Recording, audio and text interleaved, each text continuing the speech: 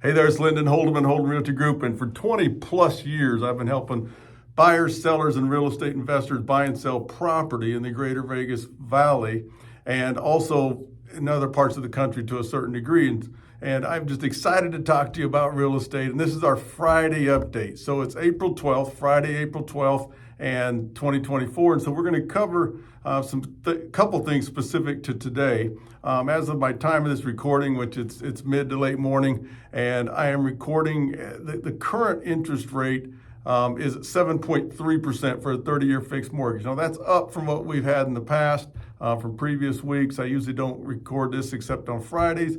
But the good news is mortgage-backed securities, which if you don't know, mortgage-backed securities is what has the greatest impact on what mortgage interest rates are. And so mortgage-backed securities are showing a lot of strength this morning.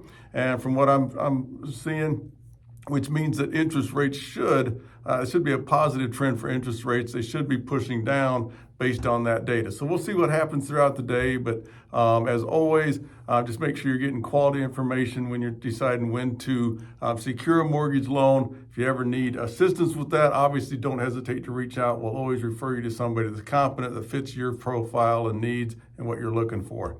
So anyway, so we're going to talk today. So every Friday, we always talk about a certain mortgage type. And today, we're not really a specific loan product. I want to talk a little bit about the difference between a qualified mortgage or a QM, and they use in the industry, to a non-qualified mortgage or non-QM. So the biggest difference, so a QM mortgage, and I'm not going to get into the deep details as I normally don't, but we're just to make you aware of something so that when you're making a decision or faced with an issue that you need to resolve, that you have ideas and ways and options of where you can go. And so the biggest thing I want to talk about today is on a qualified mortgage. Now, if you're a typical wage earner, W-2 income, and you make good income, and you have great debt to income ratios, meaning for a qualified mortgage, typically, and that's one of the biggest factors, your debt cannot exceed usually between 43 and 57% of your income. And so, for obvious reasons, and if they're giving you a loan for a home, they want to make sure that you're going to have enough money to pay the bills.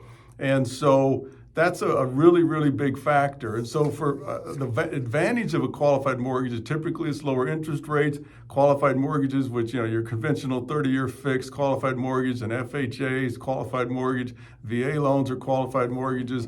And so all these different types of loans that are QM, meaning that you meet the guidelines established by the Consumer Finance Protection Bureau, the government agency that makes sure that consumers are not taken advantage of. At least that's the intent.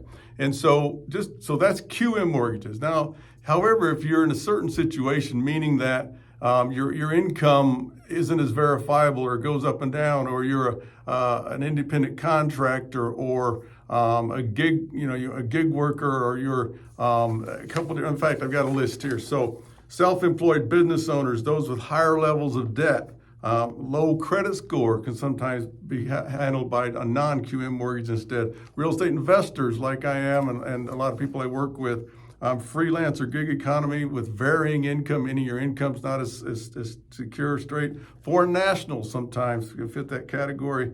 And so basically it allows somebody that fits those categories getting a home easier than if you don't fit in the conventional box that would allow you to qualify for a QM or qualified mortgage. So in the non-QM, the downsides are, the good side is it allows you to get into the home market and start buying real estate. The downside is, as always, it's considered a higher risk, so you're going to probably have higher interest rate many times.